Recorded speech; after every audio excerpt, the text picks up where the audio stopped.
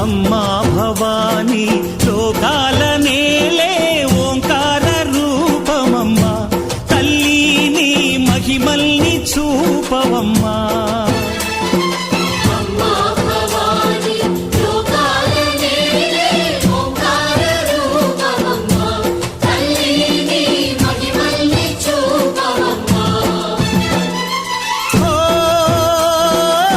సృష్టికే దీపమా, శక్తికే మూలమా, సింహరథమే నీదమ్మా.